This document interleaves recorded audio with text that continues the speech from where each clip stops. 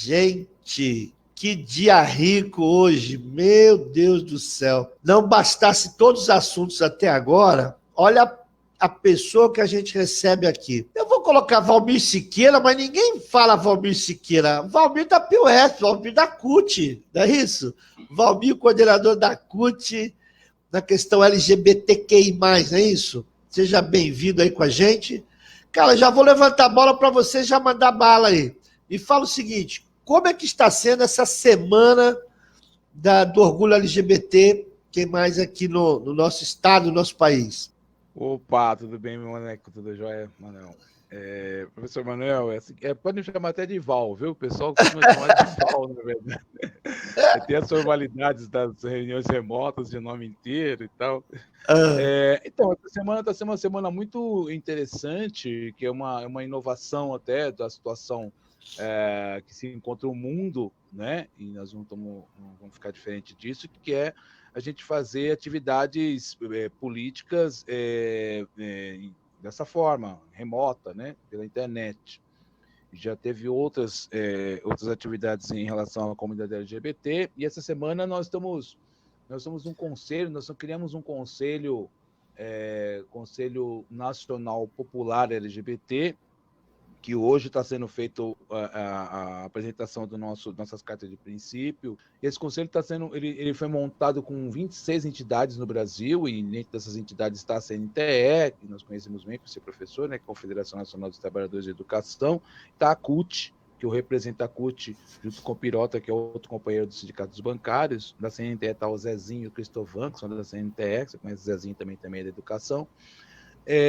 Nós estamos participando desse conselho. A ideia do conselho é um contraponto ao Conselho Nacional que o governo fascista está fazendo, porque o governo Lula e Dilma criou um conselho nacional onde trabalhava políticas públicas, né? E junto com representações governamentais e a sociedade civil, umas 12 entidades civis e 12 representações do governo do estado, e a presidência ela era rotativa, uma hora era a sociedade civil, outra hora era o governo. E dessa vez eles extinguiram esse conselho e criaram um conselho com 6 entidades no Brasil, 3 do governo, representação do governo, e 3 entidades propriamente ditas do movimento LGBT, dos quais a presidência vai ser sempre do governo, e quem toma a decisão final é o governo. Quer dizer, não tem conselho. Eu não vou falar que é para inglês ver, porque na verdade aqui agora está para americano ver, né? Então, infelizmente. Então, nós fizemos um conselho que ele, na verdade, é um fórum, mas a gente está chamando de conselho exatamente para contrapor a essa visão de conselho que esse governo tem, que é de fachada, né? Então, hoje é um dia importante, é um dia de luta. A gente nem costuma mais dizer, antes se falava orgulho, né? A gente está falando mais de luta, principalmente aqui no Brasil, de luta contra a LGBTfobia no mundo, e aqui no Brasil nós ainda temos um país que está entre os principais países em assassinatos da comunidade LGBT, principalmente travestis, transexuais e transgêneros, né? Então, ainda tem, nós somos, se eu não estou enganado na estatística, porque aqui no Brasil tudo que é estatística agora a gente não tem mais acesso, então a gente acaba tendo que pegar paralelos e somando, né? Porque não tem dados, né? O próprio Ministério de Direitos Humanos não fornece mais dados de nada. Tem o Disque 100, que era o de denúncias, que a gente tinha como parâmetro para saber como é que está a criminalidade. Hoje em dia não é usado mais para isso, e então a gente acaba... existe o Disque 100, mas não tem levantamentos, né? Então a gente acaba ficando meio no vazio em relação com os dados, mas nós somos o segundo país em assassinatos da comunidade LGBT no mundo. Então, São Paulo está entre os primeiros em assassinatos também, né? A gente fica em São Paulo, Bahia, são os estados que mais assassinam a comunidade LGBT. Então, a gente tem, infelizmente, essa realidade que a gente tem que... não dá mesmo para você sentir orgulho, você tem que fazer luta, né? Luta pela vida, né? Hoje, em pleno Covid, nós temos um aumento dos assassinatos de travestis e transexuais. Então, você vê que não é a questão da rua propriamente dita, porque infelizmente é uma parte da nossa comunidade que tem que se prostituir, porque não consegue emprego, porque não consegue escola, porque não consegue... Nós temos hoje no Brasil 40% das empresas, isso é uma pesquisa que nós fizemos até pelo próprio DIEESE, 40% das empresas não contratam uma pessoa se ela for da comunidade LGBT.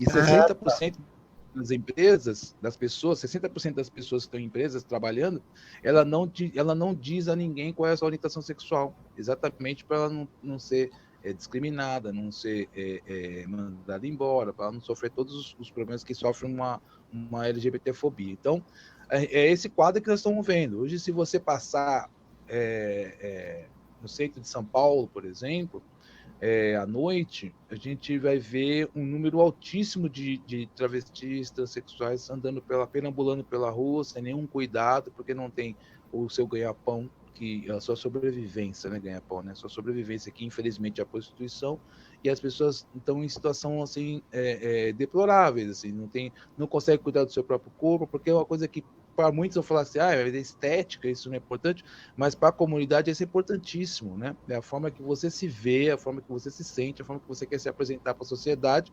e para você mesmo, né? E aí você acaba não tendo como cuidar do seu próprio corpo, você não tem como sobreviver, na verdade, né? Viver, né? Porque as pessoas estão sobrevivendo, né? Certo, então é um quadro muito triste. São Paulo, o centro de São Paulo hoje está uma cidade, literalmente cidade abandonada no período da noite, que vê pessoas perambulando pela cidade sem ter o que fazer, sem ter o que comer, sem ter o que se vestir, sem ter como se cuidar, e o Estado não está presente, né? Não tem nenhum tipo de preocupação do Estado de dar essa assistência que, para o nosso ver, é obrigatório, de você garantir o bem-estar do cidadão e da cidadã, isso é constitucional até, né? E a gente não vê isso. Então, o que você está me falando é o seguinte, Valmir, porque assim, nem todo mundo, porque a ideia do programa é fazer a questão da formação. Eu posso não concordar, eu posso discordar, mas se eu não tenho formação nenhuma, eu não tenho um certo baseado. O que você está falando aí, quando você falou dos 40%, é o seguinte, a empresa está precisando de uma secretária. Aparece uma moça normal lá, dita normal, porque ela é hétero, aparece uma travesti, as empresas não contratam essa travesti por ela ser do movimento LGBT. Isso é o que você está falando. E o que você está falando é o seguinte, cada 10, 6 não falam o que é para justamente não ter problema. Aí, junto com isso, eu lembro que teve uma daqueles encontros do coletivo, depois até que você falasse alguma coisa sobre o coletivo que você está vestindo a camiseta, que a gente tem orgulho de participar, mas assim, se não me engano, foi a Nicole que falou isso aqui. Todos os estratos sociais, as pessoas podem ir ou não para se prostituir, mas a travesti, praticamente 90% é empurrada para isso, porque falta políticas públicas para ensinar, trabalhar. A gente estava conversando a respeito da cultura. Aí você tem muita gente trabalhar de figurino, muita gente trabalhar de maquiagem, né? Então, falta política. É isso que você está falando para a gente, meu querido? E antes de passar a tua palavra, a Regina Célia, lá de Itanhaém, está te mandando um abraço aqui também. Regina, um abraço, Valmir aqui. Tá certo? A Regina Célia nossa diretora colegiada ali dá uma graça de menina também. A bola está contigo. Olha, hoje eu tô me sentindo na seleção de 70. Só tem artista bom aqui, rapaz. Tô com a bola, vocês dominam aí, vai. Legal. Realmente na cultura, muita gente não sabe que nós temos casas noturnas, e muitas espalhadas por São Paulo. Na Baixada tem muitas casas, ali perto de São Vicente, ali da Ilha Pochá, ali tem muitas casas que têm apresentações artísticas, né? As pessoas se apresentam artisticamente, então tem um prejuízo para quem não... poucos por cento aí de 10%, como você falou, 90%, né? Esses 10% que não conseguiu, que conseguiu não entrar na prostituição, que tem a sua profissão, que faz a sua luta, ela também está prejudicada pela questão da quarentena, porque ela não tem a casa para trabalhar. E aí cai numa situação que, assim, você não está vivendo dessa questão da prostituição, você não está vendendo o seu corpo, e para onde você... Como é que você sobrevive numa situação dessa, né? Como é que você sobrevive se você não tem você está trabalhando artisticamente, né? E aí, como é que o artista vai sobreviver nesse período também? Né? E aí envolve a comunidade LGBT. Nós estamos, que as pessoas têm que entender que assim, nós estamos em todos os lugares mesmo. Né? Nós estamos em todos os lugares, como qualquer outra pessoa, com qualquer outro segmento. Né? Todo mundo está em todos os lugares. Né? E não é só, apesar do movimento dos T's, vamos dizer assim, né? Das T's, que travestis, transexuais, serem levados fatalmente, a grande maioria, para a prostituição, para a venda do seu corpo para sobreviver, mas nós temos outros segmentos, nós temos pessoas que estão na economia informal, nós temos pessoas do movimento que existem empresas que contratam, tem programa de contratação de funcionário? Tem pessoas que estão, né, na contratação de profissionais, com programas de contratação de profissionais LGBTs. Mas o que acontece? As pessoas que estão nessas empresas, elas têm um limite até de contratação. Eu tive, conversando rapidamente, eu fui num fórum de empresas que contratam, que tem um programa de contratação de LGBTs, né? Porque também não é só trans, né? Tem o gay mais afeminado, a lésbica mais masculinizada, também são todos discriminados. Se for negro e negra, então piorou, porque mais ainda, já vem com duas discriminações, uma discriminação e o racismo e a discriminação, o preconceito junto. Então, assim, as pessoas, tem empresas que contratam até determinado lugar. Eu fui no interior, Presidente Prudente, se eu não me engano. Eu falei, mas aqui tem uma empresa X que contrata aí, e fala assim, não, aqui não, ela contrata lá em São Paulo, na capital, porque qual é a política? A empresa fala, mas no interior, que são mais conservadores e conservadoras, já não dá para contratar, porque não vão aceitar, então não contrata. Então, até o próprio programa tem essa dificuldade, é quem está tentando, né?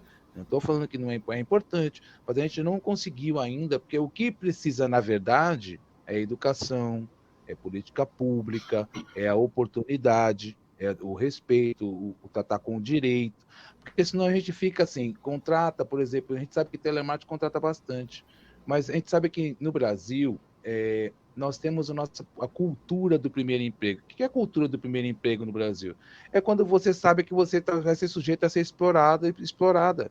Vai ganhar pouco, vai ser mal contratado, não vai ter seus direitos, e você fica ali nos foods da vida, né? Nos fast foods da vida, até nos telemarketing, sendo explorado ali, explorada, mas você sabe assim, eu estou estudando, daqui eu vou sair, eu quase para o trabalhadora brasileira, quase o ritual da passagem, né? O momento de ser, todo mundo foi explorado uma vez na vida. Aí você fala, eu vou sair daqui e vou melhorar a minha vida, porque eu estou estudando, eu vou ter oportunidade. E no caso da comunidade LGBT, isso não vai acontecer.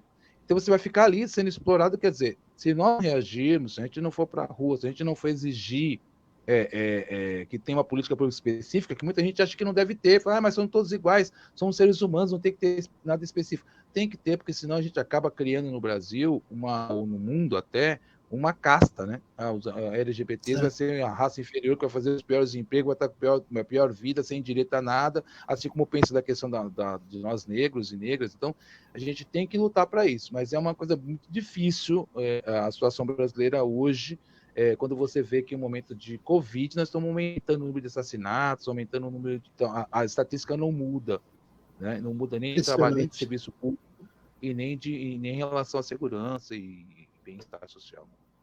Então, Valmir, só uma correção. A professora Regina lembrou bem, e a Solange, tá certo? Solange, um abraço. Também está dando os parabéns aí pelo diálogo. Mas, Valmir, o que a gente percebe é o seguinte, eu sou professor de educação física, e 40 anos como professor, eu até comentei isso nas reuniões. Então, eu sou um que falava assim, que a gente às vezes acha que não tem nada a ver. Joga a bola que nem homem, garoto. Eu dava aula de educação física. Então, nossa, em 1980, você falava isso. Hoje, eu tenho orgulho de falar assim, garoto, joga a bola que nem a Marta, porque a Marta joga muita bola. Então, numa reunião da CUT, inclusive, falei isso. Por quê?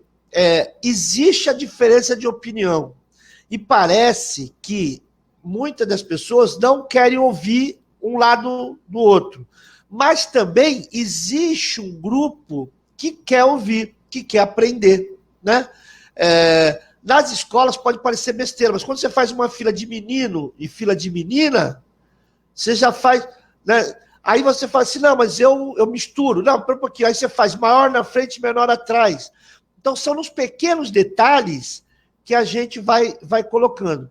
E tudo cai na questão da educação. E aí vem uma pergunta a mais que eu vou fazer para você. Quem está participando do movimento, que é um ativista, certo? Muitas vezes é acusado de não, como é que eu vou dizer? De não ter, não é paciência a palavra, é como se precisasse respeitar a outra opinião. Só que aí você faz esse contraponto. A comunidade LGBT respeita, só que não diminui assassinatos, não diminui a desvalorização do profissional, porque se eu sou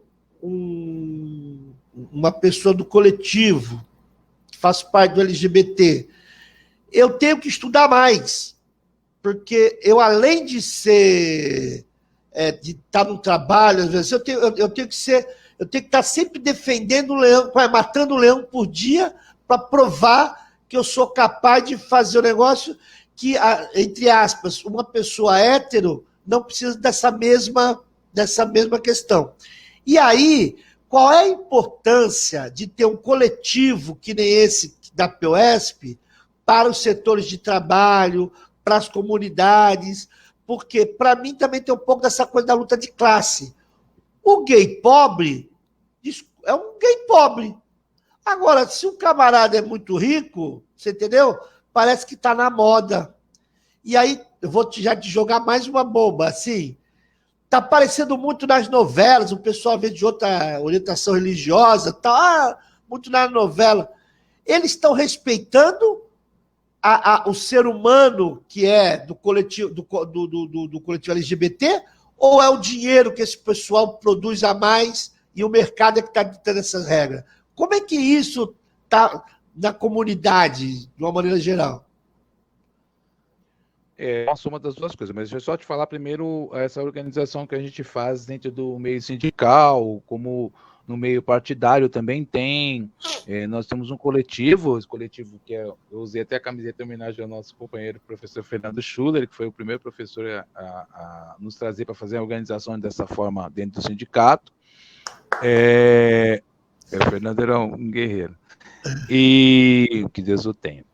E nós temos a organização dentro da CUT estadual, que é um coletivo LGBT da CUT, com vários sindicatos representados. Tem a CUT nacional, que tem a representação das CUTs estaduais, uma das representações que a gente está ainda reorganizando para ter mais representação ainda.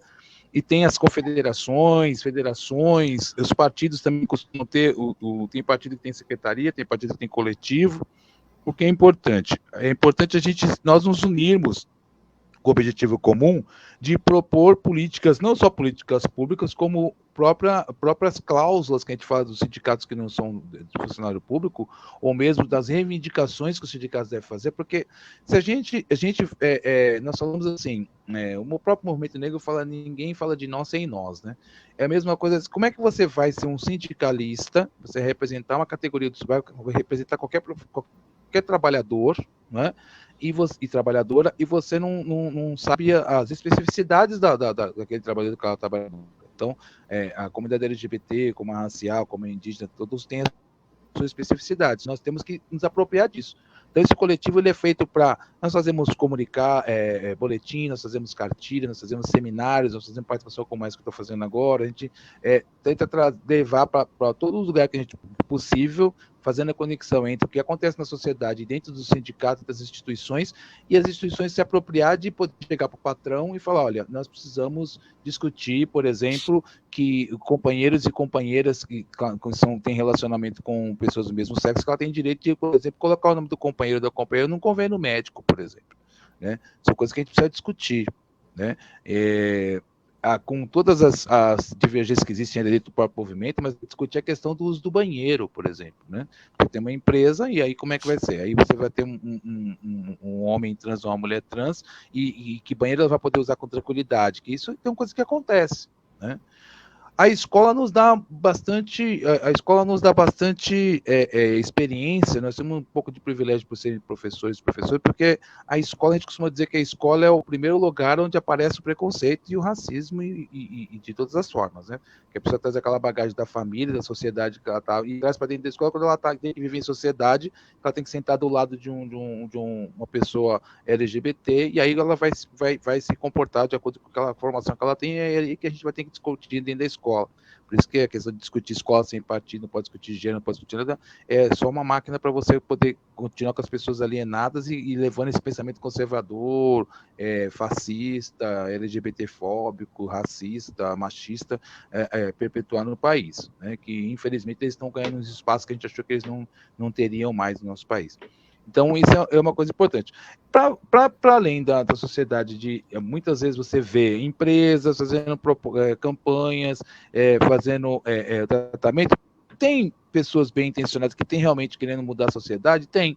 E tem as pessoas que são oportunistas, porque tem aquela questão da comunidade LGBT ser uma comunidade que tem um potencial financeiro, de ter um gosto mais aprimorado, de comprar e frequentar os lugares específicos, então, de explorar a questão financeira. Isso é verdade, né? Mas a gente está falando, mesmo assim, de uma parcela que não é a maioria, né? A maioria são as pessoas da periferia, as pessoas são discriminadas, as pessoas que apanham, as pessoas são assassinadas por ela ter a orientação sexual dela diferente do que a maioria, que muitos acham, até você comentando aqui, alguns acham que é anormal, né? A heteronormatividade passa a ser anormal. E aí, se a gente for ver pela história, não era assim, né? É a gente que define o que a gente considera no momento histórico que é essa tal normalidade, que agora está sendo essa heteronormatividade. Mas, apesar que é um prazer, ainda mais que esse público aqui acompanhando a gente, mas então me fala o seguinte, Valmir, qual é a ideia do fechamento dessa semana aí para a gente poder amarrar e já digitar e já agradecer a tua presença? Nós tivemos, eu vou falar todas as entidades estão fazendo alguma atividade pelo Brasil. Essa semana é uma semana que foi muito, muito rica, acho que na próxima semana vai ter mais alguma coisa ainda, mas essa semana, como hoje, 28, é o dia pelo orgulho LGBT mundial, então hoje tem muita coisa, ao longo do dia já tem muita coisa, está rolando muita... Então hoje a ideia foi fechar o conselho com a nossa carta de princípio, oficializar o conselho, né, com todas as entidades, suas representações. Nós vamos agora, ao longo da próxima semana, vai distribuir mais para todo mundo saber o que é esse conselho, o que a gente está construindo, mas ao longo da semana foram várias mesas, a CUT participou de mesas, UNE, Mães LGBT, Rede Afro-LGBT, nós tivemos a própria PGLT, ANTA, que é específica de travestis e transexuais. Então, nós temos essas 26 entidades que representam esse conselho. Ela deu uma linha, está com uma profundidade nacional de todos os movimentos, de todos os segmentos em relação à questão, tem arte jovem, que é da juventude, que tem todo com as entidades, né, que somos nós da CUT, CNTE, UNE, está dando uma visão de como nós, de união, né? A gente fez uma união com os princípios de uma sociedade democrática, né?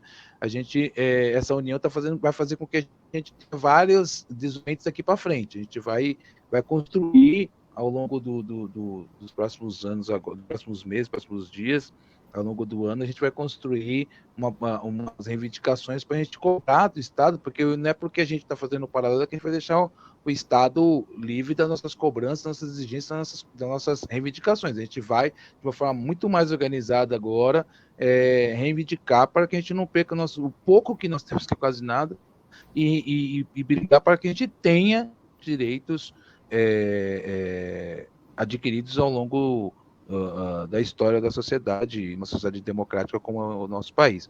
A gente costuma fechar dizendo que as pessoas que optaram ou que ela escolheu para ser um empresário, uma empresária, para ser um patrão industrial, para ser um patrão, para ter funcionários e funcionárias, ter o trabalhador ao seu lado, as pessoas que optaram por ser político, para ser um parlamentar, para ser um deputado, um vereador, um senador, ou um governador, presidente, as pessoas que optaram para a vida pública, as pessoas que fizeram opção por ter uma vida pública e fizeram opção por ser donos de empresas, empresários, ela tendo trabalhador ao seu lado, ela tem que entender que a comunidade LGBT ela existe, ela tem que ser respeitada, os direitos delas têm que ser respeitados, e a gente vai exigir isso até o final.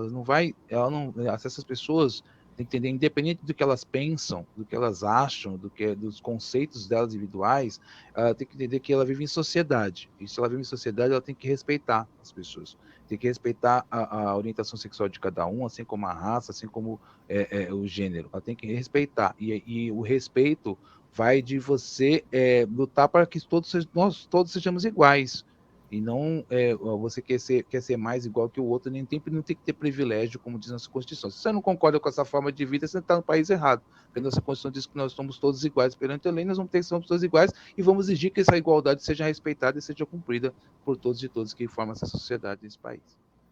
Bom, mais uma aula do nosso querido professor Valmir, e eu só quero agradecer e dizer que o espaço Professor Manuel pelo Brasil está aqui aberto. Obrigado. Valmir. Sempre elegante, amigo, companheiro, e aquela pessoa que trata... Ele trata o outro como merece ser tratado. Um beijo, meu rei. Professor Manuel, esse maravilhoso profissional da educação, realizando um trabalho lindíssimo, e eu tive a honra e a satisfação de tê-lo aqui na minha cidade, em Juazeiro do Norte, terra do Padre Cícero, no Ceará. Um beijo, professor! Caramba, como é importante, né, gente? Mas, eu não sei se vocês concordam comigo, mas quando você faz uma coisa bacana, as pessoas elogiam, mas vem logo aquela coisa assim de responsabilidade. Responsabilidade com você, responsabilidade com as pessoas que nos assistem. Então, professor Manuel pelo Brasil, com essa figura maravilhosa que é o Marcos Farias, porque não é mais uma parte do programa, ele é o próprio programa, não é não? Que isso. Alô, seu Marcos, tudo sob controle? Graças a Deus, não. Uma boa noite para todos, boa noite para você. Tudo numa mais perfeita paz e tranquilidade. Aquelas perguntas que não ficaram respondidas, né, pelo volume, se você puder dar aquele toque, e você, no final, dá aquele... Qual é o tópico de hoje, né? Qual é o tom de hoje da conversa aqui de cidadania, que é uma coisa que todo mundo precisa. Então tá bom. Hoje nós vamos, né, como você mesmo mencionou, vamos fazer um link com uns comentários, as perguntas que a gente não conseguiu responder na última transmissão, porque é importante os consumidores que estão atentos aí, inclusive nesse tema que a gente está abordando por agora. Então, nós vamos tentar aí responder a pergunta de um espectador aí, se eu não me engano, era o Beto... Beto Novaes. Beto Novaes, né? Que fez uma pergunta... Dois T's. Beto com 2 T's, Beto Novaes, que fez uma pergunta bastante interessante sobre a questão da fiscalização dos PROCONs, né, no estado de São Paulo, principalmente. E aí ele questionou... Você pode repetir a pergunta para mim, Manuel? Era a questão se existe fiscais suficiente, né? A fiscalização suficiente, e se os comerciantes estão tendo problema de adentrar o estabelecimento, se acontece alguma coisa e tal. Sim. Inicialmente, nós não temos um número exato, atual, de quantos fiscais o PROCON conta para essas fiscalizações. Mas os fiscais, eles são concursados, né? Eles prestam uma prova e tal, são treinados para depois participarem ativamente na fiscalização e no combate às irregularidades que são vistas todos os dias, né? Mas, linkando nisso, essa pergunta sobre a dificuldade, sobre adentrar os estabelecimentos, é fato. Óbvio que o PROCON, quando chega no estabelecimento, somente quando o comerciante sabe que está sendo pego em infração, que tem muita coisa errada, ele vai tentar evitar, tá? Mas o PROCON, ele conta com um poder legal de poder adentrar o estabelecimento, inclusive, se for necessário, pedir o auxílio policial, tá? Então, quando o comerciante ele nega a entrada, ele impede a entrada do fiscal do PROCON, ele automaticamente já está né, cometendo uma outra infração. Então, o PROCON tem esse poder, sim, de adentrar, geralmente os fiscais vão junto de um supervisor, que é o responsável, que vem com ofício, falando do porquê que está sendo feita a fiscalização, geralmente por causa de denúncia e tudo mais. Então, geralmente, é muito raro você ver um estabelecimento que não consegue ser acessado pelo PROCON por mero impedimento do comerciante, entendeu? Ah, beleza, beleza. Então, Beto com 2 T's, Novaes, essa é a resposta. Agora, todo mundo está curioso, doutor Marcos. Qual vai ser o assunto de hoje, doutor Marcos? Então, hoje, Manuel, nós vamos falar sobre quais as medidas que o PROCON tem tomado desde a decretação da pandemia, né? Quais os números que o PROCON tem atingido diante de tanta demanda de fiscalização. Né? Então, eu preparei um apanhadinho aqui rápido, para a gente não ser muito longo, para esclarecer para as pessoas e realmente deixar bem claro que há necessidade, sim, de denunciar, há necessidade da fiscalização, para que a gente, mais uma vez, combata esse tipo de conduta. Né? Tá. Manda bala. Então, tá bom. Então, vamos lá. Desde o dia 16 de março, o PROCON vem efetuando fiscalizações muito mais efetivas do que em períodos anteriores. Né? Então, até a data de 24 de abril, nós tivemos 2.000 cidades no estado de São Paulo que foram visitadas e fiscalizadas nos seus estabelecimentos pelo PROCON. Né? Então, dentre esses estabelecimentos, os principais foram... Diga. Perdão, 2.000 estabelecimentos. 2.000 estabelecimentos. E 152 municípios. Beleza. 152 municípios, com um total de 2.054, para ser mais exato, estabelecimentos. Tá? Nesse período, que foi entre 16 de março a 24 de abril. Tá? Então, de lá para cá, outras fiscalizações foram feitas. Então, dentre esses estabelecimentos, os principais fiscalizados foram farmácias, supermercados, hipermercados e entre outros. Né?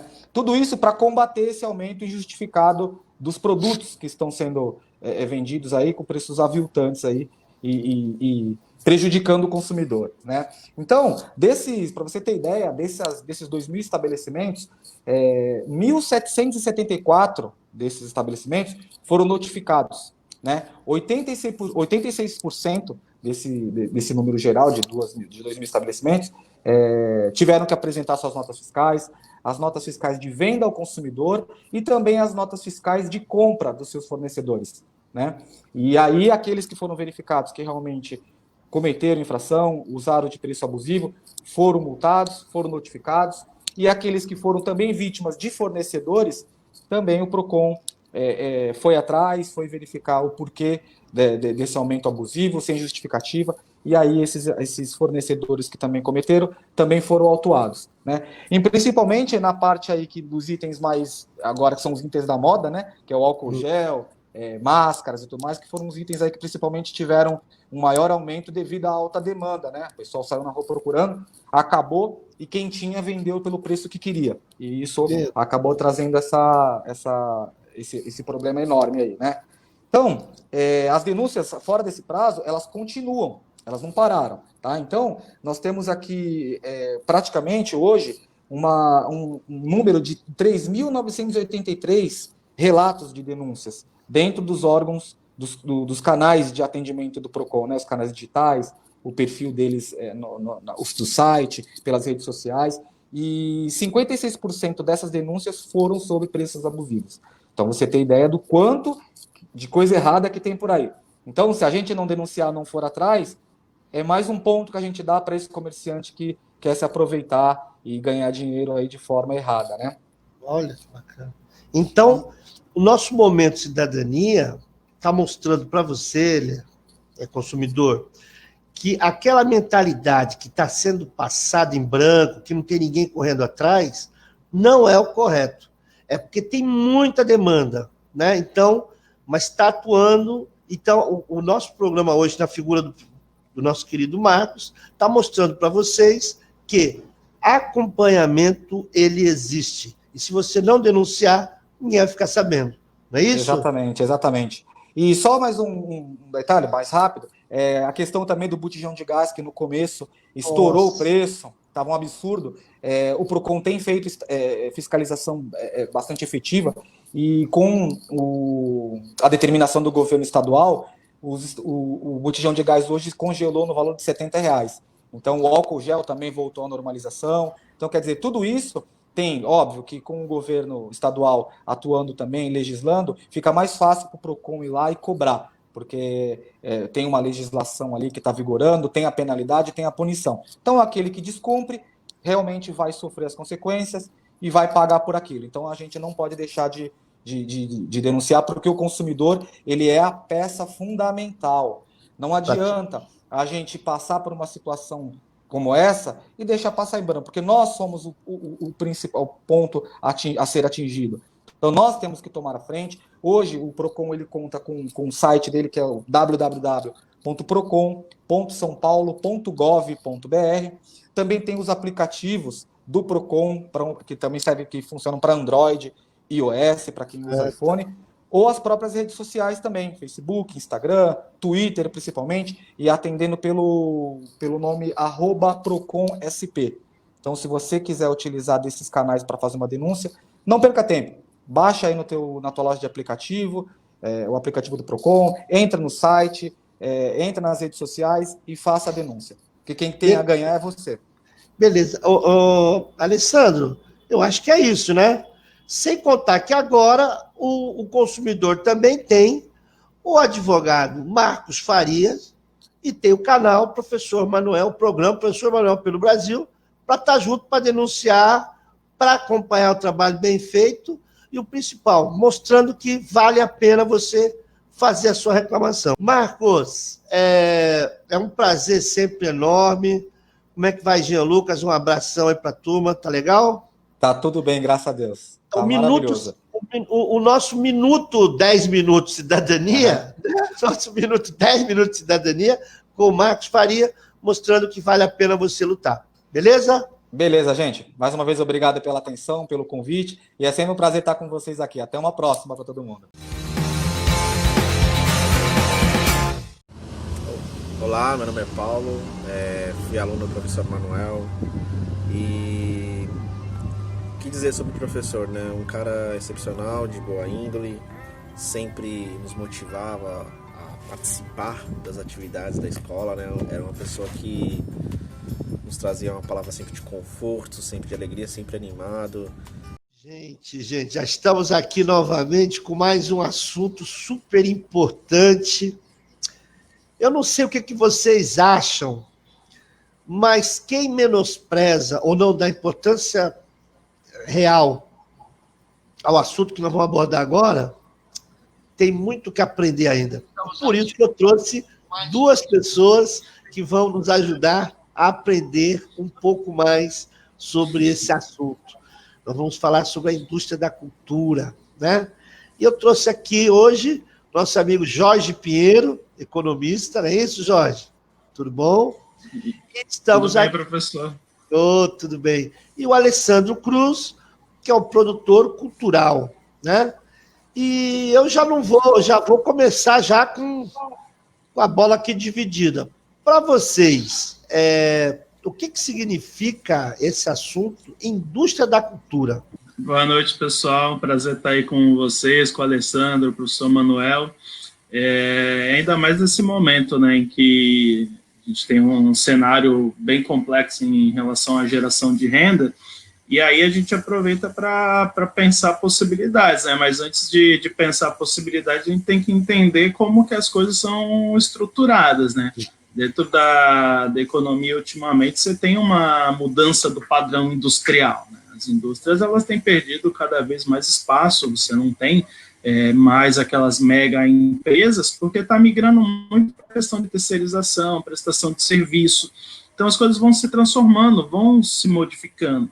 Só que, apesar disso, existem algumas questões que elas são de suma importância pensar, principalmente para momentos de crise, porque não adianta você pensar apenas que haverá sempre bons momentos, né? A gente está numa crise e o que mais faz falta nesse momento? É a questão da formalização no trabalho, né? E não só a formalização da questão do vínculo, mas da proteção social, porque você tem uma série de profissionais que eles trabalham mediante projetos. O Alessandro depois vai poder detalhar, porque ele é especialista na área, em que pega um serviço aqui, pega outro lá, enquanto está girando, a pessoa tem renda.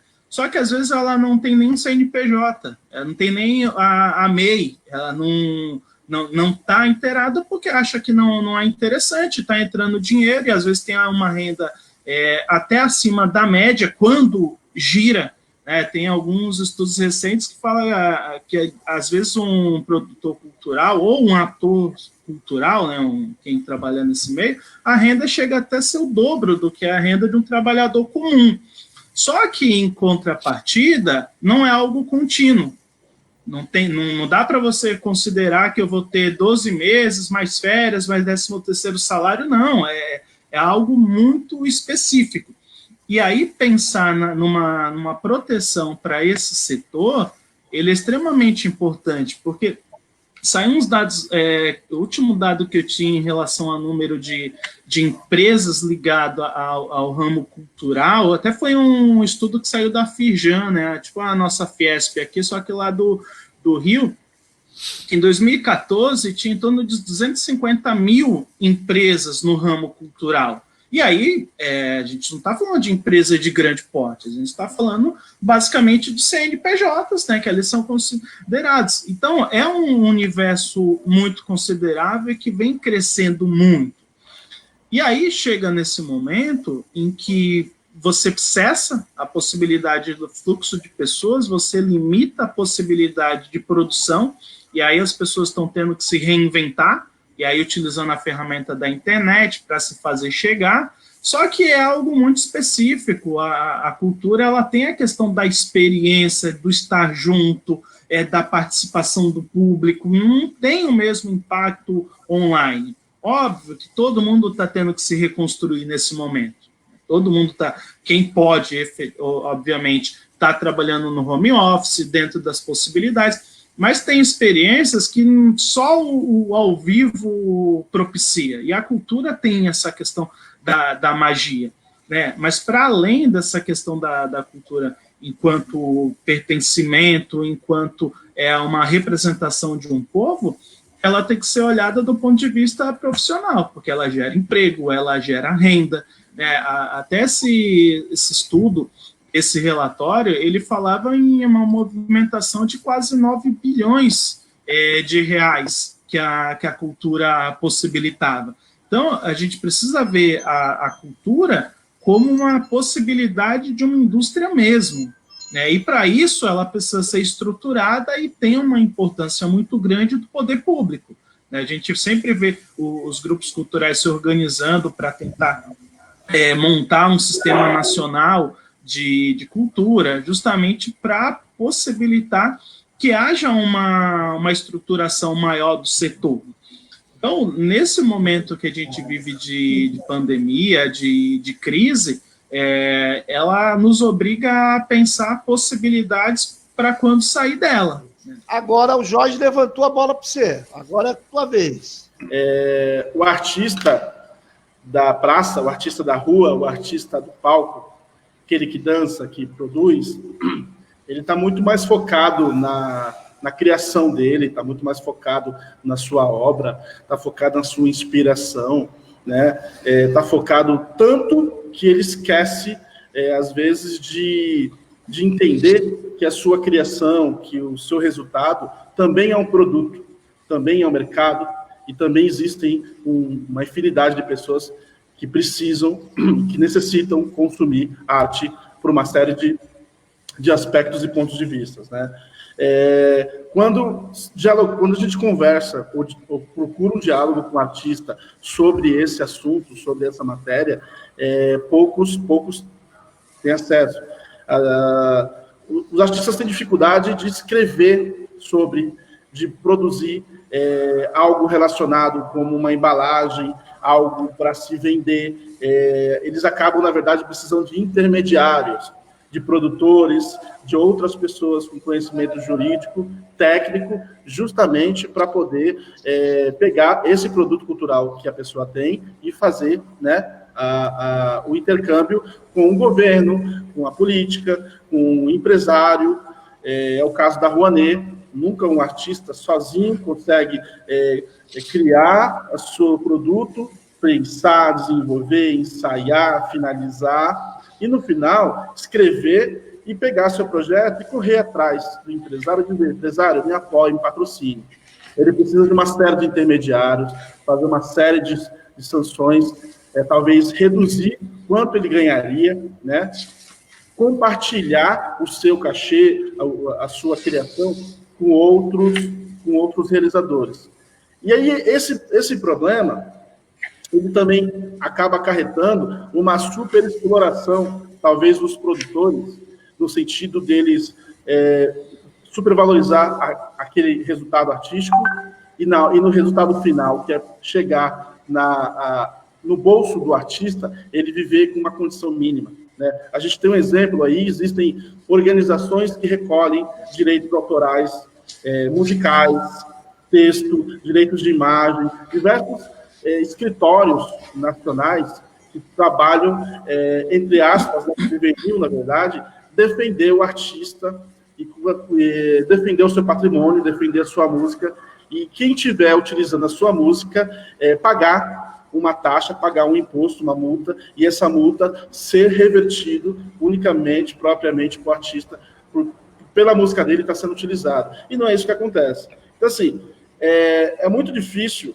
você discutir a produção cultural e não falar sobre esses desmandos que o mercado acaba fazendo com o próprio produtor, com o próprio realizador do seu trabalho. É difícil a gente entrar nesse aspecto, é difícil a gente conseguir pontuar, né? Eu acho que, em primeiro lugar, parte do momento de que a gente precisa de mais formação, mais informação e mais mecanismos de políticas que chegue nesse artista saiba e que tenha uma consciência do que ele pode fazer com o produto dele.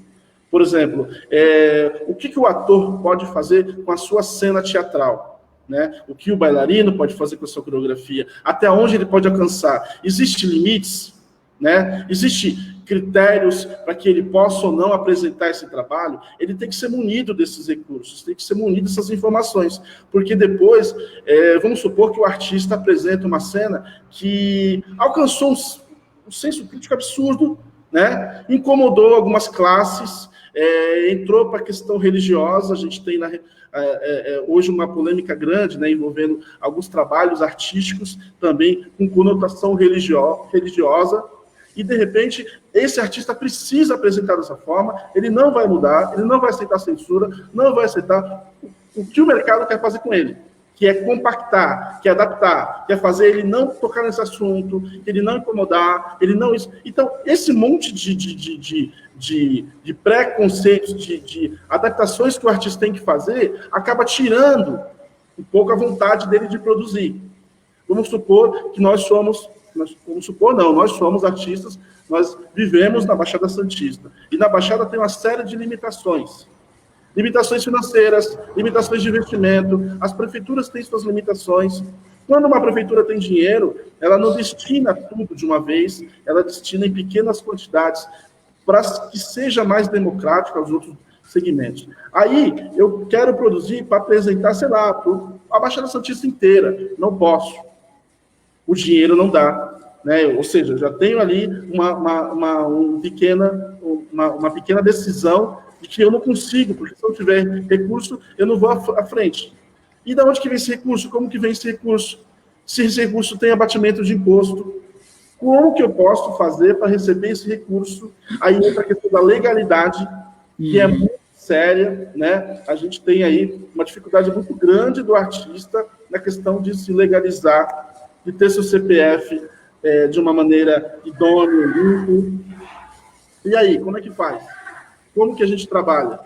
Se ele não tiver um CPF resolvido, sem nenhuma outra restrição, tudo bem, ele até pode avançar um pouco mais. E aí tem critérios que as prefeituras, as empresas, para ajudar para patrocinar, estabelecem. Tem que ser CNPJ, tem que ser uma empresa aberta, tem que ser uma iniciativa que gere nota fiscal, tem a situação do microempreendedor individual, né? Eu tenho dificuldade, eu não tenho conhecimento. Tem muita gente, Jorge, deve saber, que corre, abre na internet, cria um MEI e depois não sabe o que fazer com o documento que ele tem. Não sabe prestar contas, não sabe organizar, não sabe pagar as taxas, enfim. Eu acho que nosso mercado é muito bom, é muito importante, vale demais, gera uma renda incrível para muita gente, muito artista que precisa, mas ele precisa de programas de incentivo na questão da formação, da capacitação, para que ele consiga, além do produto que ele realiza, que já dá muito trabalho, ele consiga saber negociar e saber gerar uma boa embalagem, um bom marketing, né? Colocar isso nas mídias sociais, para quê? Para que o trabalho dele seja mais valorizado e ele tenha o reconhecimento que ele procura. A gente precisa trabalhar com que a cultura seja vista como investimento e não como custo. Porque, de uma certa maneira, esse é o grande problema. Se a gente conseguisse investir, seria muito mais fácil. Eu andei viajando pelo Brasil, e a gente vê isso no mundo, que também tem aquela figura do artista da esquina, o artista de rua, que ele não quer essa formalização, mas o Estado tem que oferecer as mesmas condições para todo mundo. Então, o Estado tem que entender que o Estado tem que oferecer daí. E aí vem a pergunta do Beto Novaes para os dois, eu já vou colocar aqui. Porque é o seguinte, vai estrear a peça de teatro, ou o músico, o balé, no dia 10 de agosto. Você fala assim, que bacana, aí você vai lá e paga o ingresso, ai, que bacana. Mas olha que pergunta dele. Os artistas, quando se preparam para atuar, levando dias, meses até, né? Quem os banca até o espetáculo acontecer? De onde vem esse pagamento? É interessante essa pergunta, porque parece que cai do céu. É isso mesmo, Jorge? É isso mesmo, Alessandro? Então, assim, a parte de detalhe vai ser com o Alessandro, né? Eu vou na parte mais estrutural, que é o seguinte, quando alguém opta para ter uma carreira dentro do mundo artístico, é alguém que gosta do que faz, efetivamente. É uma carreira que as pessoas elas se preocupam muito mais com o resultado artístico do que com a questão financeira. Tanto é que você tem projetos que dá prejuízo. A pessoa quer fazer, porque é diferente. Né? Quando a gente fala em cultura, a questão não é que a cultura é como, digamos, abrir um supermercado. É que, por exemplo, o Alessandro colocou uma questão que é muito importante. O artista, ele quer expressar a arte dele. Ponto. Só que enquanto está funcionando, tudo bem. Enquanto a roda está girando, você emenda um espetáculo no outro. O problema é quando dá ruim. O problema é na hora que para e aí você não tem. Ou, por exemplo, você faz edital, lança edital, vai conseguindo sempre via edital. De repente, tem uma crise fiscal ou entra um governante que não lança edital. E aí, como é que você faz? Aí viram parafuso, porque não há um preparo. E aí entra uma outra parte, que não dá para você moldar totalmente o artista para a questão do mercado, mas o artista ele também não pode ser indiferente para algumas questões, porque, igual o Alessandro colocou do CNPJ, às vezes o cara ele só faz lá o MEI para ele poder concorrer a um edital. E larga de mão, porque ele prefere, não gosta de mexer com burocracia e tal. E aí eu penso que talvez possa surgir, diante de questões que vão se ampliando o mercado, uma espécie de escritórios especializados em manter essa parte burocrática. Fica até um nicho aí para o Alessandro pensar.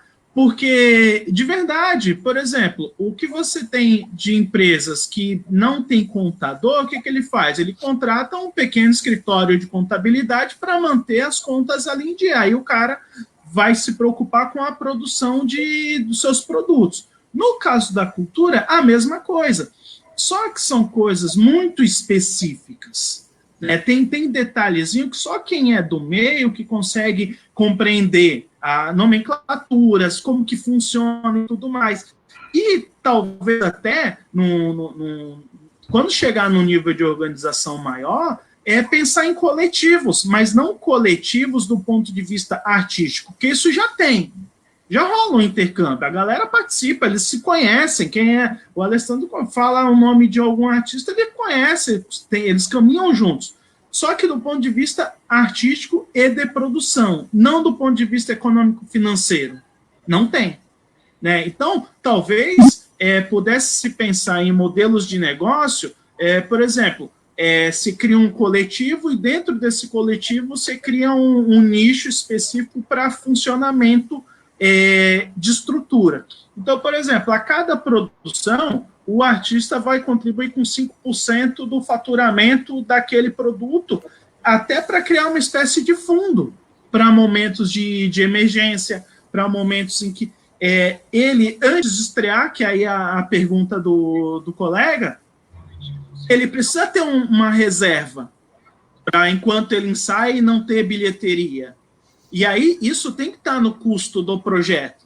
Né? Você não vai colocar simplesmente o custo de iluminação, de locação de equipamentos. Você tem que colocar a sua manutenção. E aí, isso já faz parte de um plano de negócio, que talvez muitos já saibam fazer, mas de forma intuitiva, de aprender fazendo, não de forma estruturada. E aí cabe, que aí é a minha questão, que se o poder público não oferta, cabe aos grupos virarem, se organizar e pensar em formações. Porque, veja, você pega algumas empresas, por exemplo, Sebrae. O Sebrae, ele tem uma série de cursos e tudo mais, mas é numa pegada empresarial clássica. E talvez pudesse pensar em algumas coisas de adaptar, de fazer parcerias e pensar, ou dentro do próprio meio, pensar, olha, vamos lá, o Alessandro manja de escrever projeto. Né? Então, ele já manja da parte da planilha de custo, de orçamento e tudo mais, e por que não transformar isso num curso, né, ou num coletivo específico para um dia? Lógico, não agora, porque não tem nem como, né? Essas coisas têm que ser fazer e refazer, sala de aula, pegar caneta, pegar planilha, sentar no computador, aprender, fazer, errar. Então, eu vejo dessa forma, porque se você não estruturar, na próxima crise a gente vai ter os mesmos problemas. Né? Então, não é questão de que o artista tem que se transformar num burocrata. Não. Mas o artista ele não pode ser alheio completamente a como funciona a estrutura econômica, financeira e legal, porque senão, a gente fala tanto que a cultura e a arte liberta, e às vezes a gente tem pessoas que são alienadas, mas alienada no sentido de não se apropriar de determinado conhecimento, porque é chato, né? Porque eu não gosto disso. Só que, nesse momento, faz muita falta. Né? Então, acho que tem que ter um equilíbrio aí nisso para minorar os problemas. Ale, como é que o cara recebe antes, Ale? Quem paga, Ale? Existe um investimento pessoal em 80%, 90% dos projetos. É uma aposta pessoal. É acreditar, primeiro, num roteiro que foi apresentado para esse coletivo. Vamos falar mais especificamente do próprio teatro, a gente pode dar outros exemplos. O artista, quando inicia num projeto, ele acredita naquele roteiro, monta-se uma equipe com diretores, com pessoas com especialização na parte corporal, dicção, vocal, se tem música musical, se tem músicos, enfim. Se desenha essa equipe, há uma conversa, existem reuniões, né, onde essas reuniões são apresentadas para todos, para que eles entendam, olha, estamos partindo do zero para buscar um resultado. Então, há uma aposta. Existem duas situações. Quando os artistas e a companhia produz, ensaia, se dedica meses e apresenta um resultado. E esse resultado finalmente vira um produto. E esse produto vai ser apresentado como forma de patrocínio, como forma de busca de um edital de dinheiro público da prefeitura, do estado, seja qual caminho for, é um processo. O outro processo é quando existem governos, prefeituras, não estamos falando da nossa, né? A gente tem muita dificuldade ainda, a cidade de São Vicente tem muita dificuldade de compreender o que é edital, a importância do edital. O Jorge falou agora há pouco, eu quase interrompi o Jorge para dizer, Jorge, deixa mais claro, explica para as pessoas o que são editais.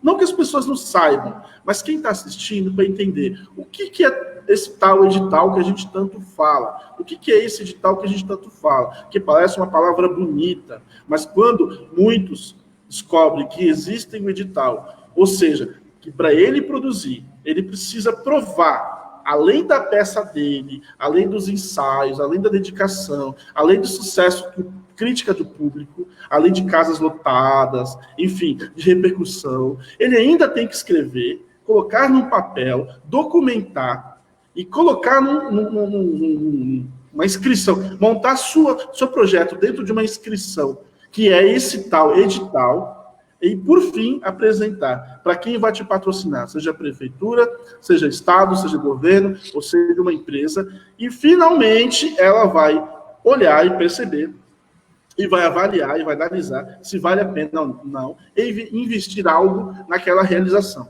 né? Quando você chega nesse processo, você não está estimulando a criação, você está estimulando a apresentação, né? A repercussão, para que aquele grupo apresente o máximo de vezes. Às vezes, a empresa e quem patrocina pega carona no sucesso daquele projeto. Não está investindo na capacidade criativa, porque a criação já foi lá atrás. A criação já aconteceu, já houve um investimento pessoal desses atores. E o que esses atores receberam para apresentar os seus trabalhos, nossa, é irrisório perto do que ele já investiu, o que ele já gastou durante a sua etapa de processo, né? Então, tem companhias que demoram 6 meses para montar um espetáculo, tem companhias que demoram meses, tem companhias que são mais práticas, que demoram semanas, virando de noite, depende de cada projeto. Isso, eu falei do teatro, mas que se estende a dança, que se estende a quadrilha, que se estende a outros segmentos culturais, tudo você tem que partir de um investimento pessoal. Como que o artista vai fazer investimento pessoal? Como que ele vai criar? Como que ele vai elaborar? Se ele não tem dinheiro. Ele nunca teve dinheiro. Não existe nenhuma condição de um banco acreditar no trabalho do artista. Nossa, investimento público ou bancário para produtor cultural. Isso é história, isso é balela, isso é piada. Você só consegue dinheiro depois de muito tempo de processo. E todo mundo fala, olha, aí sim você vai ganhar dinheiro. Gente, não dá para a gente acreditar nisso. Não dá para a gente só esperar que o artista seja global. O artista não precisa ser global. Ele não precisa ser global. Ele pode produzir os trabalhos dele, não precisa nem ter acesso à emissora. Não precisaria se esse poder público não acordasse para isso. Aí, quando que ele acorda? Quando acontece exatamente o que está acontecendo agora. Todos os estados, municípios e regiões que produzem turismo, grandes eventos, atividades que somam uma população gigante, que movimentam milhões, como a gente está vendo agora os números da festa junina, mas lá atrás ninguém calculou os números de festivais de dança, festivais de teatro. A gente tem um festival internacional em Santos, que é o Mirada, que era investido e promovido pelo Sesc, que é bienal, demora 2 anos para acontecer, que foi cancelado. A verba do Sesc foi cortada. A pandemia está acabando com o sistema ESG. Mas ninguém está falando disso. As emissoras não estão falando desses eventos. Estão falando de grandes eventos, que envolvem turismo, que envolvem outras economias, outros empresários. Então, por que estes empresários estão tão preocupados que a sua renda caiu, que o seu hotel não tem hospedagem, que a cidade não tem mais pessoas, por que eles não se organizam agora para ajudar a manter ou incentivar esse produtor, esse artista, para que lá na frente ele possa contar com esse artista, para que ele apresente na cidade, para que ele faça festivais, para que ele, sei lá, a gente está falando aí possivelmente de uma encenação daqui 6 meses, mas não tem como ter encenação se você não estiver produzindo algo agora, se você não estiver incentivando a classe artística, se você não estiver oferecendo alguma coisa para que as pessoas possam ter um mínimo de respiro para daqui a alguns meses começar a sonhar e se inscrever em fazer parte da encenação. E quem é que investe nessa galera? É o poder público. Ele está fazendo isso? Ainda não. Ainda não. Está muito longe e está um processo muito demorado para se fazer. Então, para falar de produção cultural, a gente tem que olhar um pouquinho para a nossa região. A gente tem que olhar bastante para a nossa região. A nossa região tem problemas seríssimos, né? De falta de estímulo, falta de apoio, de um bom senso dos nossos políticos que estão na cadeira, um desconhecimento desses candidatos a prefeito que estão para entrar, que se a gente não começar a falar, gritar e entregar para eles a cartilha de, mano, tem que respeitar, que existe procedimentos culturais para serem cumpridos, precisam metas, planos de cultura, e estabelecer conselhos para discutir cultura na cidade. A gente discute hoje, exatamente, esse assunto. A pandemia está criando uma possibilidade para a gente reunir as pessoas para discutir esse problema. E é isso que está acontecendo também no teu programa, Manuel. A gente até agradece essa tua disposição em falar também sobre esse tema. Para quem não sabe, eu não caí de paraquedas nesse negócio, não.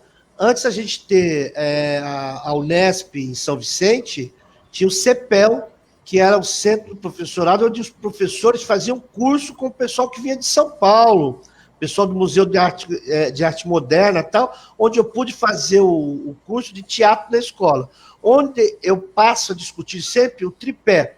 Nós precisamos ter quem produza arte, nós precisamos fazer quem estuda a arte e nós precisamos fazer quem assista a arte. Por isso que é importante o Jefferson, que está acompanhando a gente, né? A Maria Ferreira, a Marta, Alessandro, aí, ó, boa, Alessandro, tem que apoiar a arte, CMAS, incentivar a classe artística nesse momento. E o Beto Novaes pergunta se após a pandemia nós vamos temos condição de ter uma casa de espetáculo pós-pandemia. Eu quero lembrar, deixa eu perguntar aqui para o meu diretor. Diretor, 32 minutos. O assunto, quando é bom, passa rápido, né? Podemos continuar um pouquinho mais? Obrigado. Meu diretor, se tem um cara que eu gosto, é meu diretor, viu? Então, pelo que ele recebe, viu, Jorge? Mas deixa eu falar. Né? Tô sabendo. Gente, essa primeira fala de vocês dois reforça 2 coisas que a gente precisa entender. Primeiro, temos que parar de ser amadores, tá? Nessa viagem que eu fiz, e depois, Alessandro, seria legal, eu participei de uma audiência pública em Aracaju, Sergipe, sobre a questão das filarmônicas, que eles queriam que as filarmônicas entrassem no Plano Estadual de Cultura. Por isso que é importante que a gente pense, quando vocês falam muito de político, não é o político que dá uma cesta básica, mas é aquele que, qual é o plano de governo, o plano de Estado. Aliás, a gente precisa ter o plano de Estado, não o plano de governo só. Porque o governo, 4 anos passa. Mas o que vai ser deixado? Na minha humilde opinião, esse programa, então, quando você fala que a grande mídia não está fazendo, você até corrigiu, mas o nosso programa está fazendo. Porque às vezes a gente acha que o importante é o plim-plim ou sei lá, vocês sabem o que eu estou falando, né? 8 famílias detêm todos os meios de televisão, comunicação desse país. Portanto, esse canal aqui, eu quero agradecer em público a possibilidade de estar fazendo esse programa, porque ele coloca em xeque esse coisa. Então, a primeira coisa, nós temos que nos profissionalizarmos. O meu aluno vai ser o quê? O meu aluno vai ser um agente cultural. Ele vai aprender a formatar todos esses projetos que é para encaixar nos editais, que nem o Beto Novaes coloca. O que é o edital? Porque a Petrobras faz o edital, a Caixa Econômica faz o edital, o Banco do Brasil faz o edital. Então, a primeira coisa, a gente tem isso. E aí eu quero propor, não sei se o Alessandro aceita isso, esse desafio, o próprio Jorge, por que não criarmos uma demanda de formação dos agentes culturais? Então, nós aqui vamos fazer um agente cultural. E me desculpa, ele até pode ser artista tal para ter noção, mas nós precisamos de gente diferente. No esporte, que eu sou especialista nisso, não foge muito Jorge e Alessandro. Não é porque eu sou um professor de educação física que vou ser um bom dono de academia. Tá certo? Então, nós precisamos trabalhar a questão do empreendedor, daquela pessoa que investe. E nessa crise da pandemia, por exemplo, por que não? Nós temos tantas doenças, tantos planos de saúde, tantos hospitais. Por que essas lives estão sendo feitas não poderiam ter o apoio e patrocínio do plano A, B ou C para ajudar as pessoas da pandemia a não ficarem doentes? É que nós fomos pegos de calça curta. E nós temos que aprender. Então, um dos objetivos desse programa é a formação, certo? A informação, mas com uma maneira criativa. Então, o nosso programa ele tem esse objetivo. Não é à toa que você está aqui, Jorge, não é à toa que você está aqui, Alessandro. Tá bom? Vou deixar mais uma aqui, ó. O Jefferson Bueno coloca o seguinte: Alessandro Cruz, sabe que o Estação Cidadania e Cultura, o Maitá, estará sempre de portas abertas para os artistas. Olha só, já temos uma probabilidade, uma parceria, se for o caso, né, Jefferson? Tá certo? É o Céu das Artes, Manuel. Você já ouviu falar do Céu das Artes? Oi? Já ouviu falar desse programa, Céu das Artes? São várias. Só para você ter uma ideia... Foi um programa do Lula. O governo federal, né, foi investido um valor, foi enviado esse valor para São Vicente, fecharam a proposta de um terreno lá no Maitá, escolheram esse terreno no Maitá, e há muitos anos, já era para São Vicente, que é uma cidade tão carente, né, de equipamentos culturais, ter construído e inaugurado, entregue esse Céu das Artes. Foi um dinheiro federal. Demorou muito para se entregar.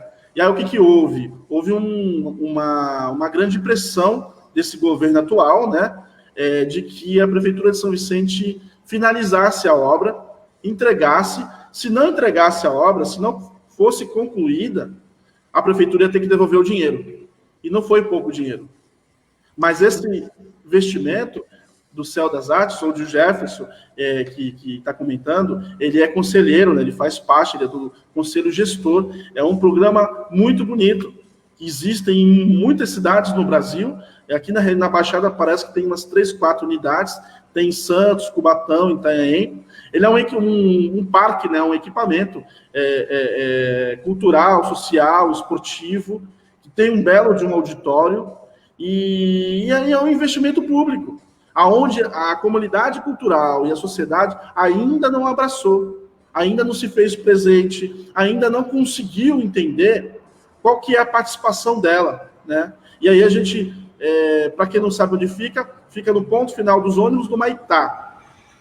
Você acha mesmo que a turma aqui da área insular vai ter estímulo para sair daqui, atravessar a ponte, ir até o Maitá para fazer algo dentro desse parque, se não houver um incentivo, se não houver um investimento em programação, se não houver um investimento no artista para que ele se apresente, para que ele tenha acesso? Não adianta você só implantar, você tem que fomentar, você tem que criar possibilidades, você tem que colocar os artistas para ocupar. E mais do que nunca, aquela comunidade, que é uma comunidade incrível, enorme, um bairro super populoso também, que precisa ocupar, precisa entender. Aquele equipamento tem que sair das garras de vereadores e de interesses políticos. Ele tem que ser ocupado pela comunidade. Aí você coloca o seguinte, para a gente já preparar, eu não sei se meu diretor concorda, nós temos que preparar aqui a nossa retirar de uma maneira construtiva, porque em pedagogia diz o seguinte, você tem que deixar sempre um gostinho do quero mais. Vai me desculpar, Alessandro, me desculpar, Jorge, esse não é um programa, isso é impossível a gente fazer num programa só. Né? Agora, é só um detalhe. Quando a gente viaja, e tem que colocar isso no nosso programa, né? Itabaianinha, uma cidade de 45 mil habitantes, aqui em Sergipe, do lado, aqui, ó, logo ali, vamos falar assim, eles têm, na praça, eles têm um lado da praça é com barraca de artesanato, outro lado da praça com barraca de alimentação. E tem um espaço no meio, onde é para os artistas se apresentarem. Só podia participar dessas barracas quem fosse do projeto Bolsa Família. Então, para muita gente daqui acha que o Bolsa Família é só para dar inglês ver, vamos dizer dessa maneira, não é. Então, São Vicente, e aí eu vou deixar o desafio, mas São Vicente nós temos ali, final do Pompeba, onde tem aquelas comportas, um lugar bonito pra caramba, poderia ser um ponto, eu vou brincar, um coreto ali, ou que nem tem o circo voador no Rio de Janeiro, um coreto onde tivesse apresentações. Porque eu não preciso juntar 1.000 pessoas, 2.000 pessoas. Eu tenho aquelas pessoas ali, toda semana uma programação. Eu tenho ali no Náutica 3 um espaço para isso. Eu tenho no Gleba 2 um espaço para isso. Eu tenho no Maitá um espaço para isso. Então, na verdade, o que falta é a gente perceber que cuidar da nossa saúde é ter alimentação, é ter esporte, mas ter cultura, porque o prazer de se juntar. E eu acho que é a palavra urbanidade. E aí vem um desafio para vocês. Por que eu sairia da ilha para ir no Maitá? Mas se eu sou daquela região da Praia Grande, da Curva do S, eu já poderia ir. Portanto, a AGEM, que é a Agência Metropolitana, deveria pensar cultura de uma maneira também metropolitana. E a grande discussão é no seguinte sentido: não dá para ter 9 representantes do governo estadual e 9 representantes das 9 cidades, aonde é uma cidade cada um. E, se não me falha a memória, um grande amigo meu, por coincidência, chamado Jorge, ele fala o seguinte, que a região metropolitana não seria só essa. Mas se a gente tivesse o entendimento que, para o artista, sair de São Vicente até Mongaguá, sair de Peruíbe até Praia Grande, sair do Guarujá para ir para Santos, nós tiraríamos aquele foco que só Santos é o centro das coisas e abriríamos. Para vocês terem uma ideia, em São Vicente nós temos o espaço Amigos da Cultura, que, de certa maneira, faz esse trabalho que a gente está comentando. Não poderíamos fazê-lo se não tivéssemos aqui. Portanto, Alessandro, o que vocês imaginaram há um tempo atrás, nós estamos trabalhando para construir. E aí, como é que se trabalha a questão metropolitana, né? Eu coloquei aqui a questão da profissionalização. Olha, entrou mais gente aqui, gente, olha. Olha só, Jefferson colocando, professor Manuel, esse é o nosso sonho com a economia solidária. Eu sou fã de economia solidária e vamos fazer um programa só sobre isso. A Lúcia de Jesus Rocha fazendo um comentário bem criativo. Olha o Alessandro Cruz, que legal. Portanto, nesse último bloco que eu posso fazer, como que vocês enxergam essa questão? Não no sentido negativo, agora aquela coisa está triste e tal, mas a cultura ela se reinventa, a cultura ela é um nascedouro. Quais serão os próximos passos, na opinião de vocês, meus queridos Alessandro e Jorge? E aí, quem vai? Diz aí. Fala, Jorge. Então, você falou, né, professor, da questão da região metropolitana. Eu penso o seguinte, as pessoas vão onde você tem uma estrutura para ir. Então, por exemplo, quantas vezes a gente sai daqui da Baixada, quem gosta de e vai para São Paulo? A pessoa se desloca, às vezes não tem carro, vai na rodoviária, pega passagem, desce no Jabaquara, pega metrô e vai. Por quê? Porque tem um produto, né? Tem a divulgação. Às vezes você fica sabendo de espetáculos que acontecem em São Paulo e não sabe o que acontece na Baixada. Eu fui, um tempo atrás, assistir um stand-up do Yuri Marçal. Fui lá para São Paulo, aí ele perguntou, quem é de fora, tal? Eu falei, da onde? Da Baixada. Ele, eu tive lá semana passada. E eu não soube. E eu não soube. Então, por exemplo, a distância de São Vicente a Peruíbe é a mesma de São Vicente a São Paulo. E é até mais fácil, porque é reta. Pega imigrante, você vai que vai. Só que a questão é que não há integração. Não significa que não existam grupos. Significa que não existe a estrutura para que chame a atenção, porque vou pegar uma fala do Alessandro, é a questão da embalagem, de trabalhar o produto e oferecer um combo. Então, imagina, você vai passar um dia lá na Jureia, e à noite você pega um espetáculo na praça estruturado, com cadeira, com som de primeira, mas isso faz parte de um processo. Né? E o que ocorre? Vai ter que haver um incentivo por parte das prefeituras, mas a gente sabe que há uma concorrência, lógico. Santos, como cidade polo, tem a estrutura porque tem teatro, né? A gente tem 3. Né? Na falta de São Vicente ter um que virou rodoviária, a gente tem em Santos 3. Né? E assim, Ok, mas a questão não é o prédio em si, é estrutura, porque você pode meter na rua, né? Isso pode acontecer, mas não é profissional, não gera receita, não gera público, não gera, porque eu fico pensando, fico imaginando o impacto que não teria fazer uma apresentação teatral com uma estrutura lá no Monumento Niemeyer, aquela vista maravilhosa, as pessoas subindo no Ilha Pochá, ou nos bairros, como você colocou, professor, lá no Pompeba, ali nas Comportinhas, né? Você poderia ter trabalhos nos bairros, porque você pode ver a cultura sobre 2 óticas. Uma, do ponto de vista para trazer felicidade para o seu povo, e aí a gente não está falando de mega eventos, não. Porque se você...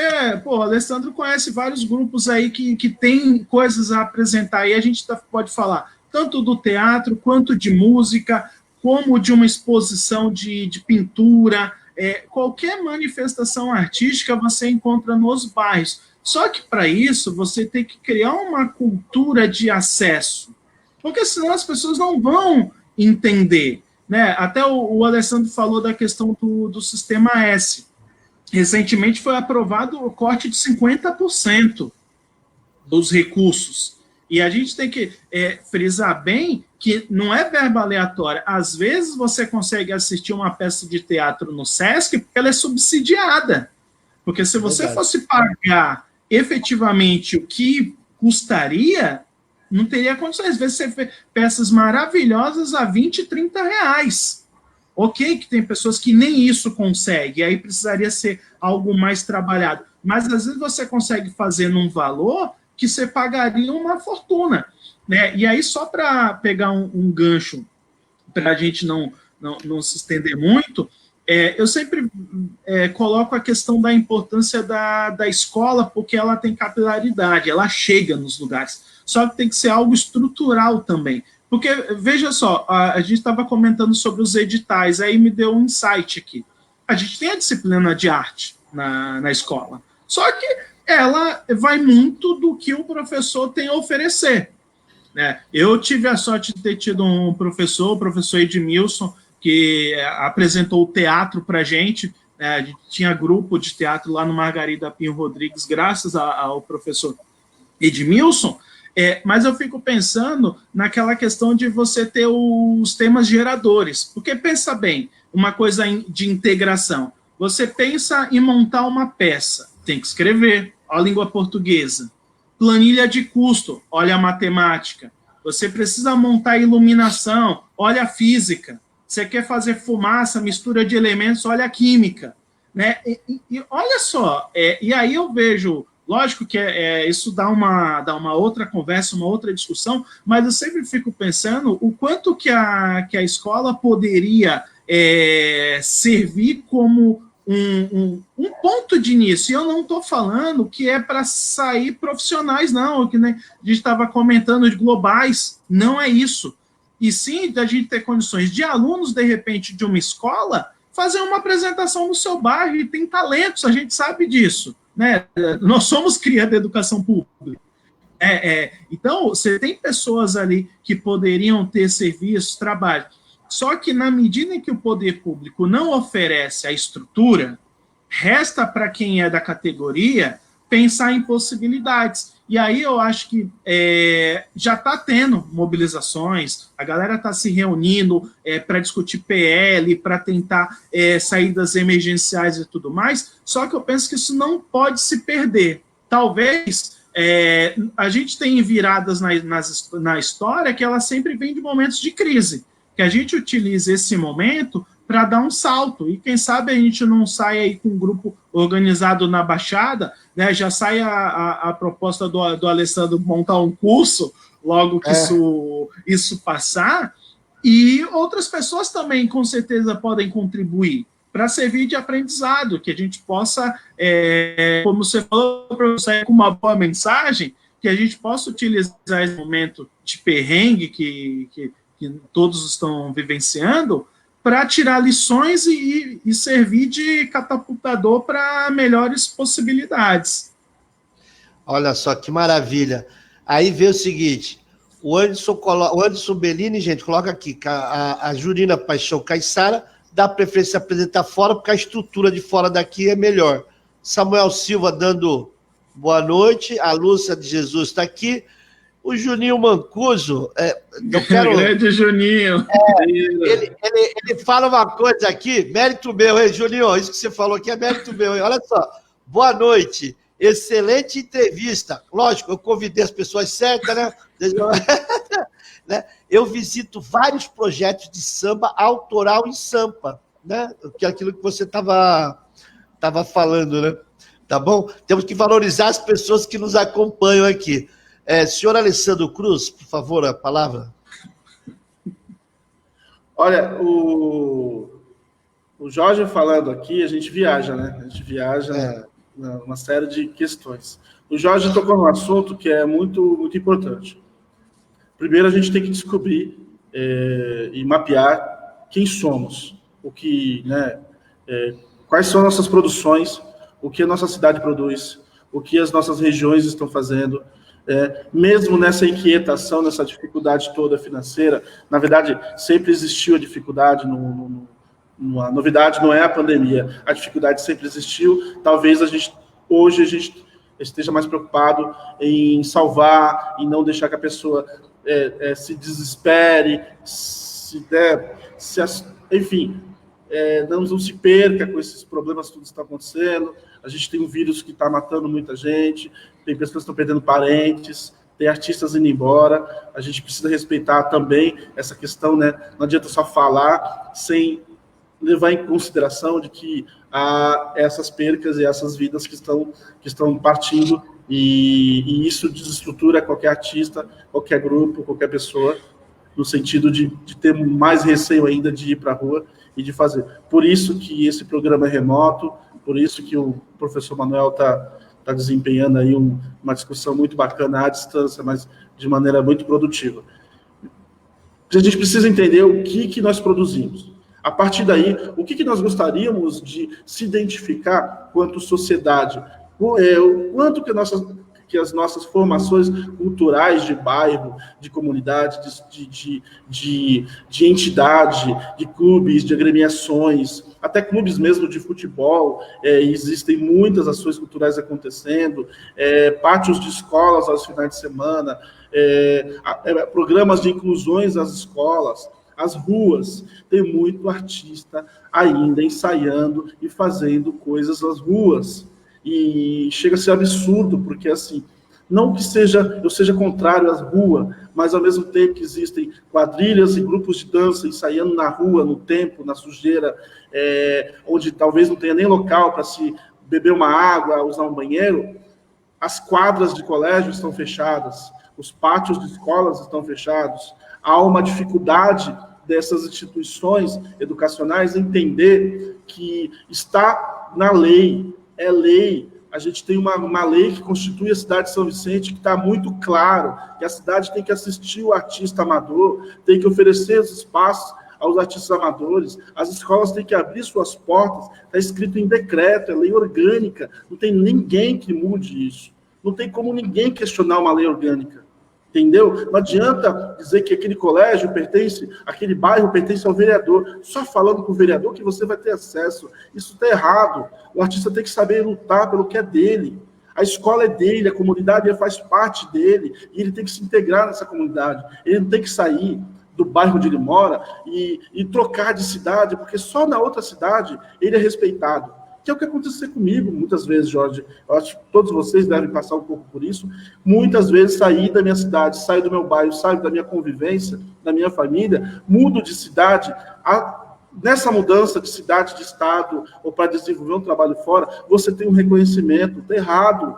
Está muito errado essa forma de pensar mesquinha que a gente vive nessa sociedade.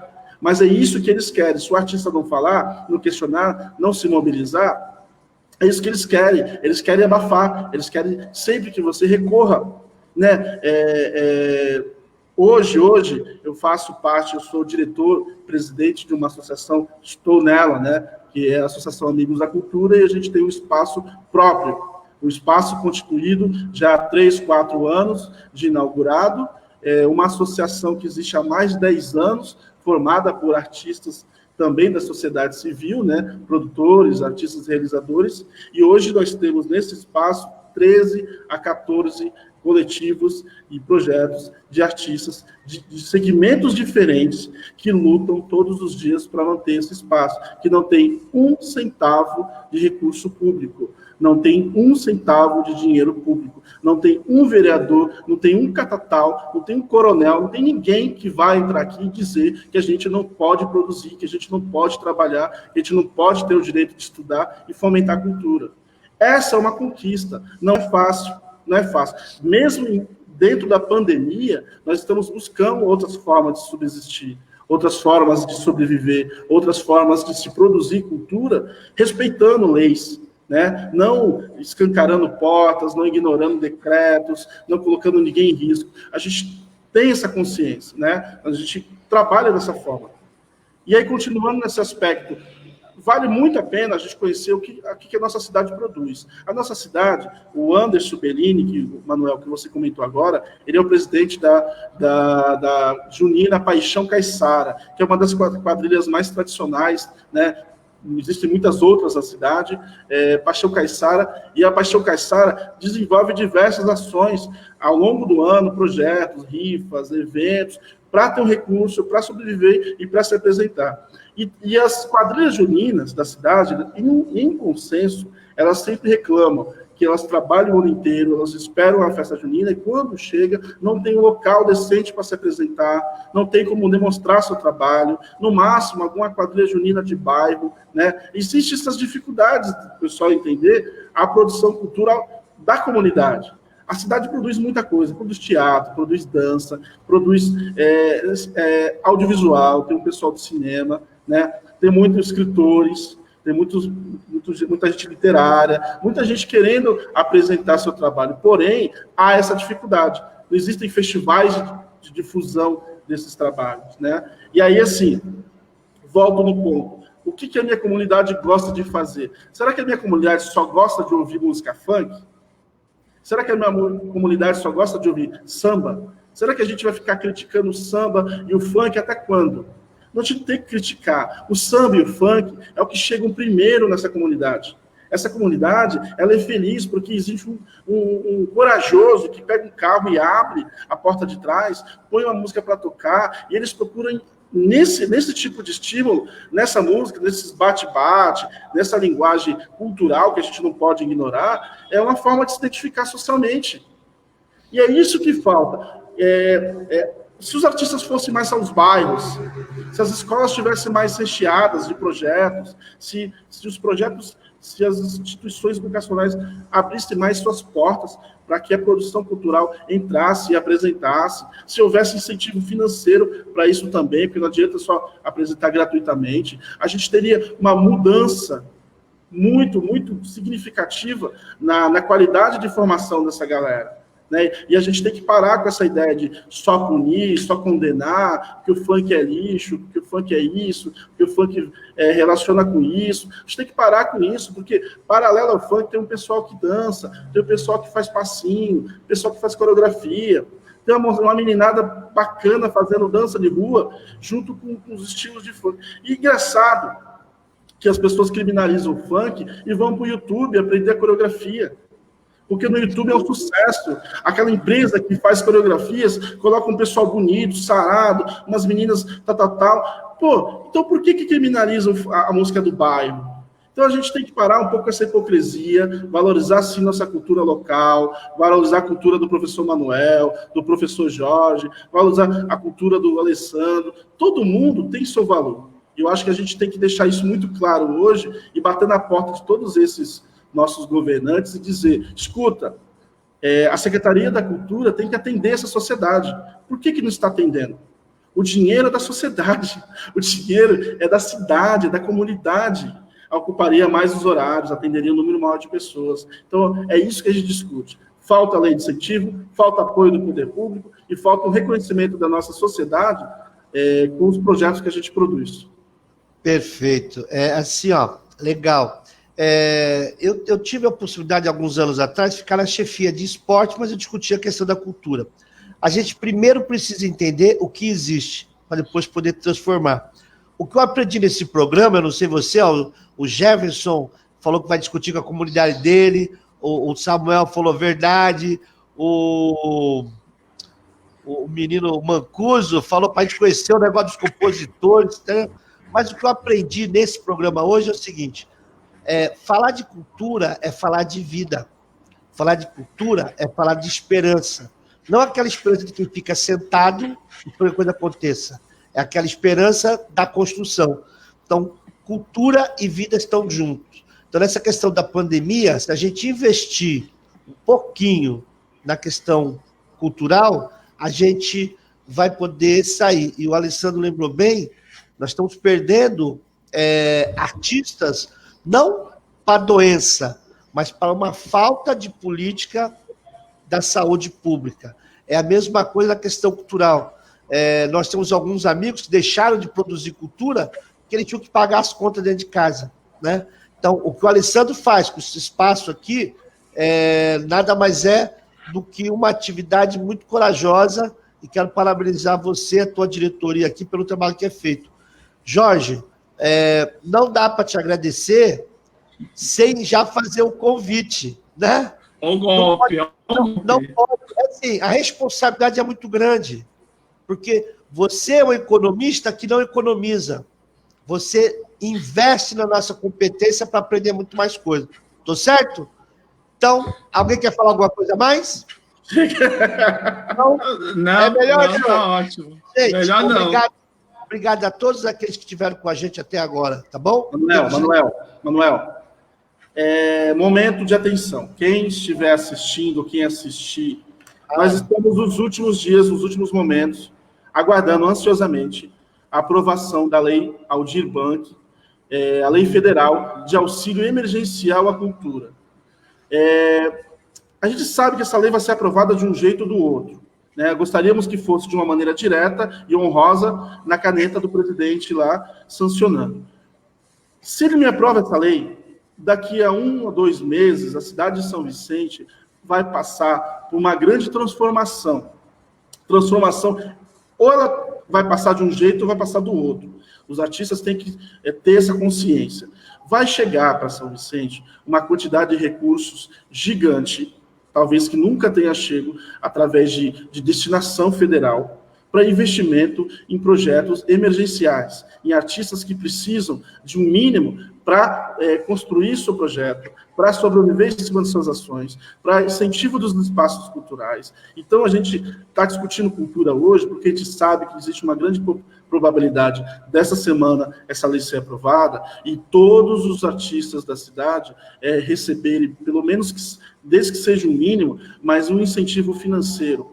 E para isso acontecer, a cidade precisa se organizar politicamente, organizar através de documentos, os artistas precisam correr para se legalizar, né? Existem caminhos que esse recurso vai, e mais do que nunca, fiscalizar. Porque antes do dinheiro chegar, já tem comissão de vereador formada para tomar conta desse dinheiro. Antes desse dinheiro chegar, já tem proposta de utilização desse dinheiro que a sociedade nem aprovou, nem discutiu.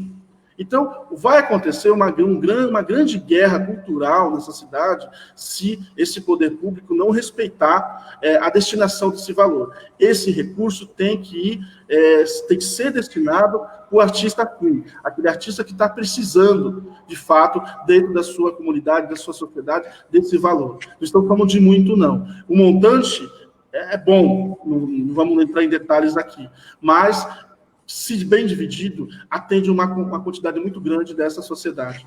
E a gente está torcendo para que isso dê certo. Então, nosso programa vai acompanhar e você passa todas as informações para a gente não deixar passar. Bom, professor Manuel, pelo Brasil, num programa, eu vou terminar com as palavras aqui do Jefferson, aqui, ó. O Anderson Berini falou, parabéns, senhores. Então, foi para vocês dois, tá? O senhor é para vocês dois.